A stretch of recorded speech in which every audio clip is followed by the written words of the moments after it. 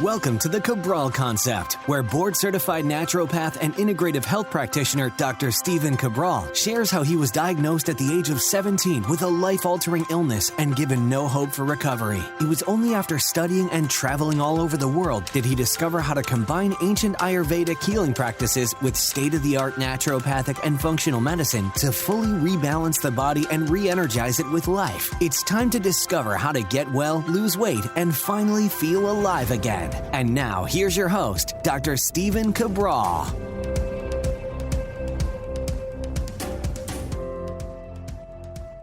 Welcome back, everyone. Great to have you here. Brand new start to the week. We start our weeks with our mindset and motivation Monday shows. The reason we do that is that no matter what I teach the rest of the week, whether it be for digestion or hormones or migraines or autoimmune or energy or anything else in between, what we have to understand is that you can have all the plans in the world. You can have the exact blueprints you need in order to heal your body. And yes, there is an answer for everyone. But if you do not have the inspiration, if you're not inspired to take action, nothing's going to happen. Right? If you're not motivated to wake up and implement the plans that you know that you need to do in order to achieve the results that you want, then it does not matter at the end of the day. So the first part is always getting our mind right. That simply means getting to a space, a place that you can say yes to beginning to rebalance the body. So what I like to do is make sure that we start our Mondays with a state of abundance, with feeling grateful, with also understanding the world in which we live in, because some of us are trying our very best to just be a source of inspiration in our own way. It doesn't mean we're perfect by any means, but we're just trying to be of service to other people. We're trying to help. Again, we make our mistakes. I certainly do, right? I'm by no means perfect, nor have I ever said to be. And it's also part of the reason why I do these Monday shows, is because I know that I am in a constant state of growth, that I know myself, that I need to continue to get better.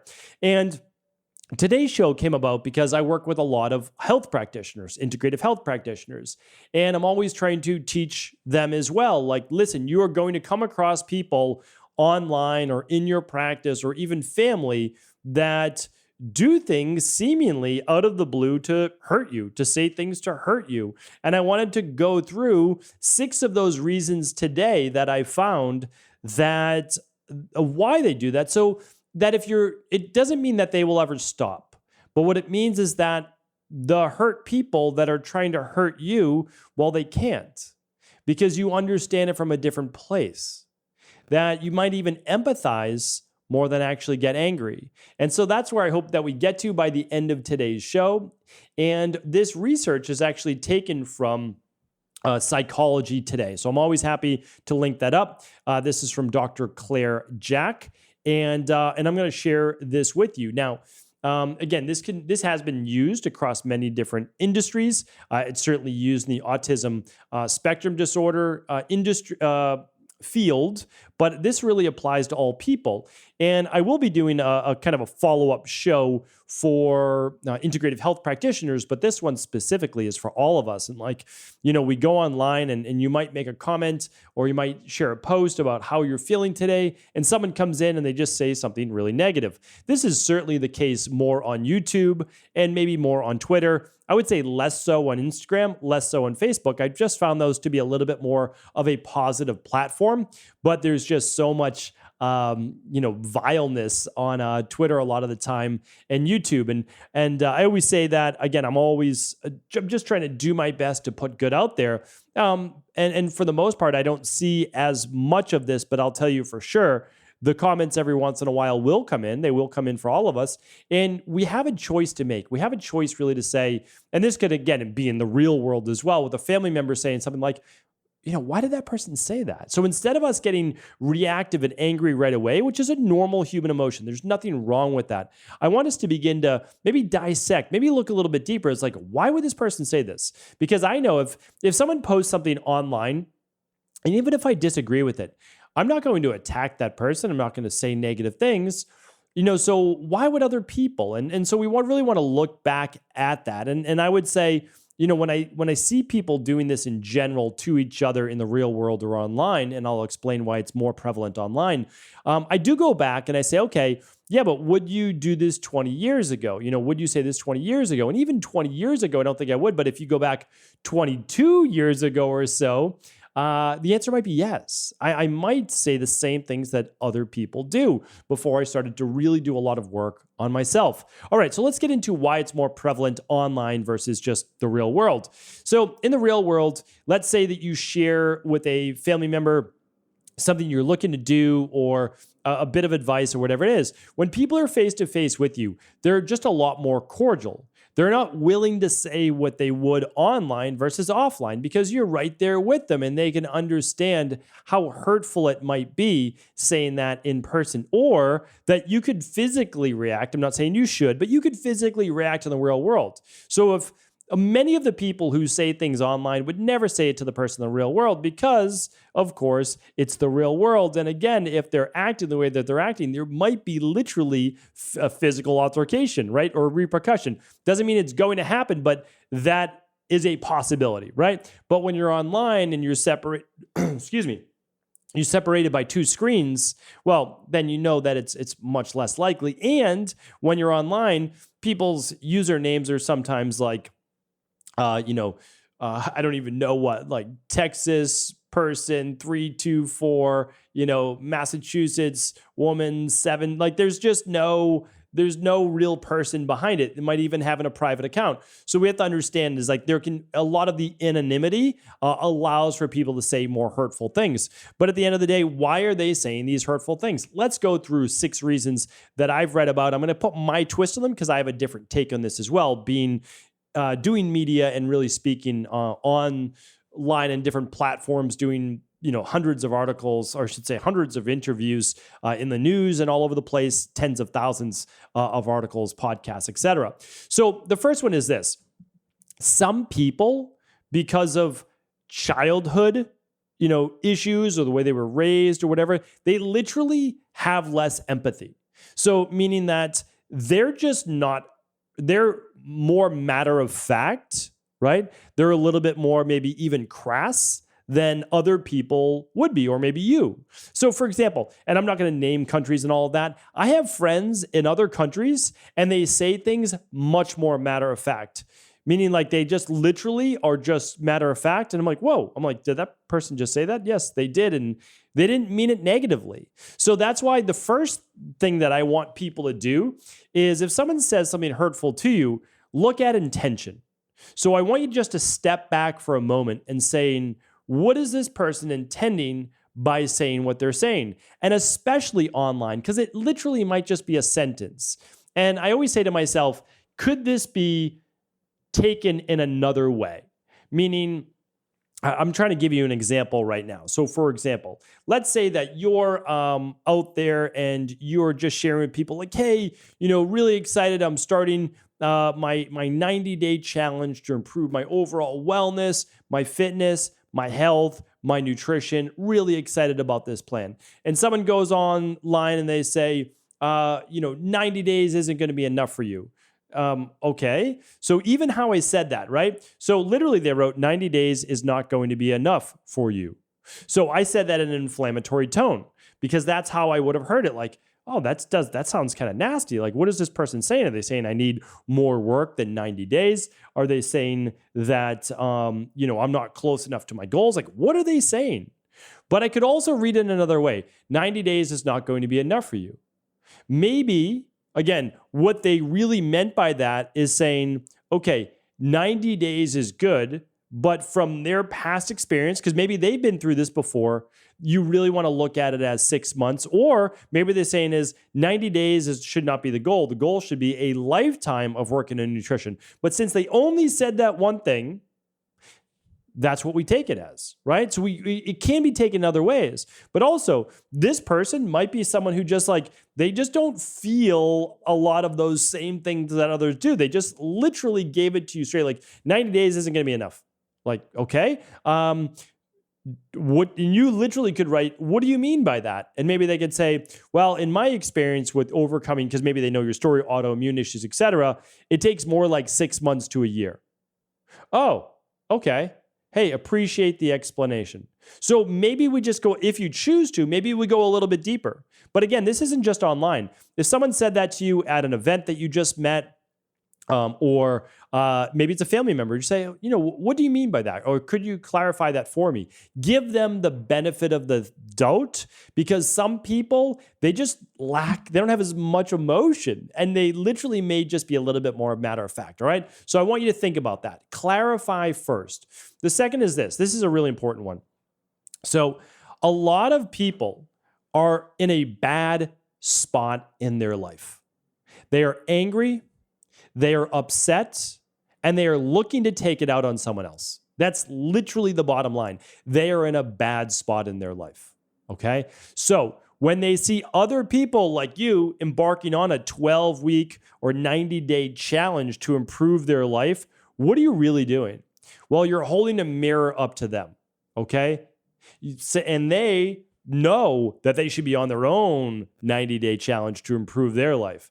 But their relationships aren't going well. Their health isn't that great. Body transformation's not that great. Maybe their career is not going that great, or schooling. Like, things are just not going well. So they are angry. So what are they doing? They see someone holding a mirror up, improving their life. So what do? They try to tear that person down. It is not you, it is them. They are attacking the version of themselves that they know that they should be doing, right? So they do not like themselves, so they are lashing out essentially at themselves, but towards you, saying, they could say all sorts of hurtful things, maybe, and they are actually saying, hey, 90 days isn't going to be enough for you. You need so much more work, like whatever they might be saying, or you're never going to achieve their goal, or you've tried this before and it's not going to happen. Like, they could say all sorts of different things. And really, what are they saying? Like, they're saying, well, you've tried this before, meaning themselves, and it hasn't worked out before, right? They have a lot of self-doubt themselves. They wish they could improve. They wish they had more motivation. They're upset that you're doing it, and they know they should be doing it too. So let's be really careful of not going too deep with someone that has a lot of self-dislike, that's not happy with themselves right now. Because even if you respond to this person saying, like, hey, that's not really kind, or whatever it might be, they would just spit back with a lot more venom. And the reason is they're in a bad spot right now. Sometimes when people are just looking for a fight, it takes two people to fight. You should not fight back. There is no need to engage in anyone who's bringing that type of hate. I tell that to my daughters all the time. I share it with my wife. I take my own advice as well. So if someone ever comments something just really negative, you're not going to get a response back from me. I do not give that person the time of day, because they need some time to themselves. They literally need a timeout. That's it. And you're going back and forth is exactly what they want. They are looking to bring others down. Don't allow them to do it to you. All right. Number 3 is this. Some people, they may try to hurt you, and it's not necessarily that they're doing it because they're in a real state of anger. You have to understand is that some people are truly hurt. They have a lowered self-esteem. They are in a bad spot for a different reason, which is not due to anger, but due to lower self-esteem. And they are looking to make sure that other people are there around them, or they're looking to say something to that other individual that may try to push them away. Now, I know that this sounds strange, but I want to break this down from a psychological standpoint. So in psychology, you might have two people in a relationship. Let's just say they're friends. So let's take the same exact person. You're embarking on a wellness-based journey to improve your overall autoimmune issues, lose some weight, regain your energy, improve your overall life, right? That's a great goal a lot of people have, right? There's over 60 million people just in the United States with autoimmune issues. It's unbelievable. So when we look at that, we say, okay, but now a friend of theirs in person or online says, if you're going to embark on this, I'm not sure that we can be friends anymore. You would say, whoa, like that's a little heavy, right? I'm looking to improve myself. I'm looking to better my life. I'm looking to improve my nutrition. Well, why would you say this to me? And so you get that comment to you. What you want to do with that person is clarify. Because for many people, what happens is this: a lot of hurt people, a lot of people with lower self-esteem, they will say things like that to push you away, to see, believe it or not, how much you value their relationship. What are you willing to do for them? Like, if you're not able to go out and have drinks with them once a week, are you still going to be friends? If you're looking to improve your overall health and fitness and they're not, they wonder, are you still going to be friends, right? Or are you still going to be as close? Will you have as much to talk about? They're feeling abandoned, believe it or not. It's about, remember, it's hurt people. When hurt people, it's because they're hurt. These are all just different ways of this person being hurt from childhood-based trauma or current issues. And this one's about self-esteem. So this person's worried that you're going to leave them because you're embarking on a life-improving based journey. So always just start to look at it maybe from their point of view. Again, you don't have to do any of these things. You don't have to reach out. But one thing you want to understand is that when hurt people are trying to hurt you, it's because they're hurt. It's not about you. And sometimes people are worried about feeling abandoned. And they'll try to push you away because if they're testing you, they say, okay, see, this person wasn't really my friend after all. See, this person really didn't care about me after all. Nobody cares about me, right? They go back to that low self-esteem. I'm all alone. Nobody, understands where I'm coming from. So in this situation, now, of course, you need to be strong for yourself. And now you have to choose, okay, am I willing to be strong for this person as well? And depending on where you're at, you might need to, again, take a little break, take a little time, but you come back and say, listen, I haven't left you. We're always going to be friends. Whether you choose to embark on a healthy journey or not, that's of no consequence, right? We can each go about our own way. I'd love to share with you what I'm doing right now, but only if you're interested. When we're together, we don't need to talk about these particular things. So just start to think about that a bit. The fourth one, again, this is all from this psychology-based article, but I'm just sharing with you how I've seen it play out in the real world as well. So giving you my take on it is that some people, again, consciously or unconsciously, are in a bit of a power struggle. So they have a little bit of an agenda. And what we want to understand is, what is this person looking to do? What agenda do they have? So it's my opinion that many people, they come up with a dogma or philosophy about life. And if you are breaking that in any way, that their ego is so fragile that when you comment about you doing something that runs contrary to what they believe in, they feel like they have to disassociate from you. Because if they aren't strong enough yet to be around someone that has a different viewpoint. And again, this isn't really what this article is about, so I'm just sharing what I've seen over the last 2 years, especially for the pandemic, is that some people decided not to go along with mainstream media. And those people that are really all in on mainstream media, when this person, one of their friends would just have a different viewpoint, not saying that the mainstream media was necessarily wrong or this person was wrong, they're just saying, listen, I get it, I understand, but here's my viewpoint. This is what I believe in. And some people, many people actually, would attack those people with a different viewpoint. The reason is out of fear. It's completely out of fear. They believe that they have to go along with mainstream media, the narrative, because it makes them feel safe, makes them feel comfortable, gives them something to believe in. So if you're over here sharing your own viewpoint, well, it begins to crack, right? It begins to create little cracks in their armor. And if that happens, they will begin to move back into a place of fear and worry and anxiety. And so we have to understand that sometimes, again, it's not us. It's the other people and what they need to believe in order to feel safe. It's their particular agenda. In time, they might start to feel more comfortable as things get talked about less in the media, as we've seen it lately. All right, the fifth one is this. Some people, because of an abusive relationship they've been in, or an abusive childhood, or how they were treated as a child, how they grew up, they actually feel very comfortable in that constant conflict or pain-based state. So, believe it or not, many people don't feel comfortable in a loving, caring, peaceful-based environment. We've probably all met these people. We at least one in our lifetime. They feel comfortable in conflict. They feel comfortable around, unfortunately, violence, around hatred. It's what they've known their whole life. And so for them, trying to show them love or have them feel peace is such a foreign concept that their armor at this point is so thick that they're not going to allow it to penetrate. Now, they can in time if they choose to do the work on themselves, but for them, inflicting hatred, whether it be online or in person, is just who they are. And online is just easier because there's far less consequences and they can do it all day long and they thrive in that type of environment.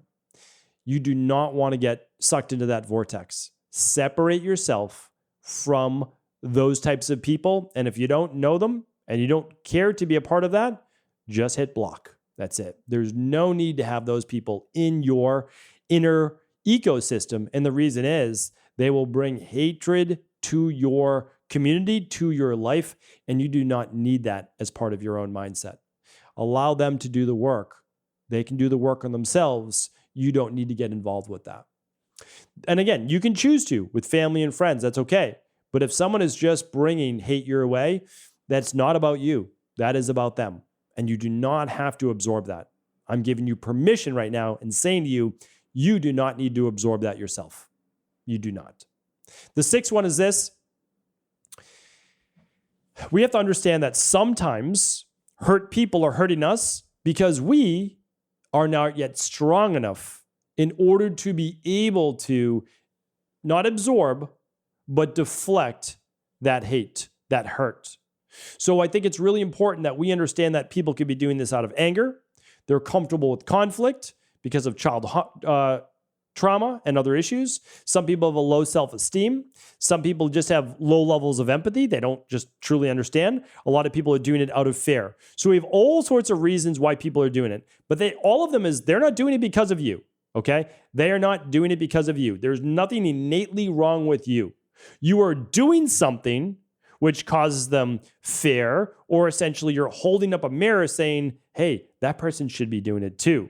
They know that they need to be doing these things. So they're acting out all of these things that they see in themselves. That's the truth, right? So they see in themselves that they should be improving their health, their body, their mindset, their overall life. And because you are doing it, they need to try to bring you down back to their level, which they're at. Now, at the end of the day, we always do have a choice. So our choice is to say, I am not going to allow this person to bring their hurt towards me. So sometimes hurt people are also trying to hurt us because we are opening ourselves up to it. Not because we're putting ourselves out there. That's not it at all. But because right now our energy, our world, our vulnerability is a little bit out there. And part of why I say this is because eventually you're going to get to a spot, I do hope this and I do believe this, where people might be making these comments, but you don't even see them as hurtful. That's the amazing thing. That's where I want to get you to. Because then you say, oh, why is this person saying this? What do they mean by it? Why would they bring that to me? Because here's why. If you are not in a state of judgment, if you are not in a state of judging others, inflicting hurt on others, wishing ill on others, you'll get to a point where you almost don't even see it, where you just see it as like, this is a crazy comment. Because if you do not hold those things in your mind, if you're not consistently thinking those things on a daily basis yourself, there's no point, there's no place for you to even see it.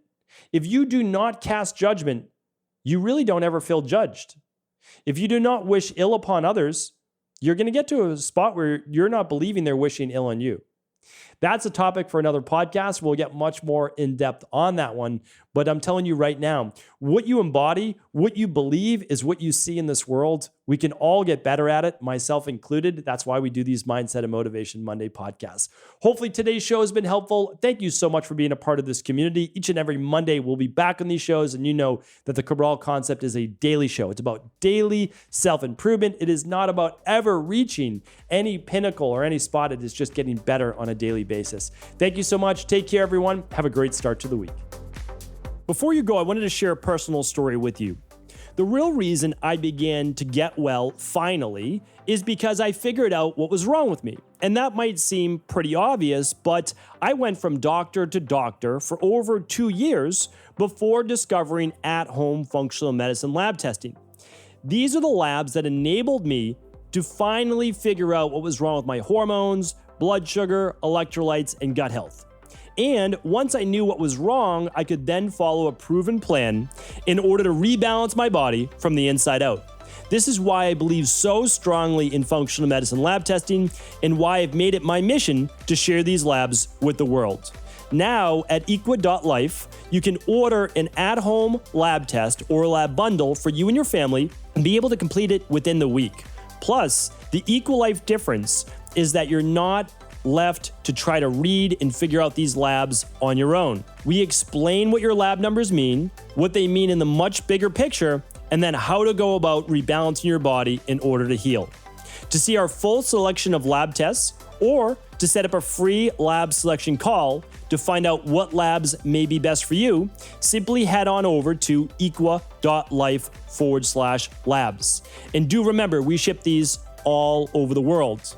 To find out more and to set up your free lab selection call, simply head on over to equa.life/labs. That's EQUI.LIFE/labs.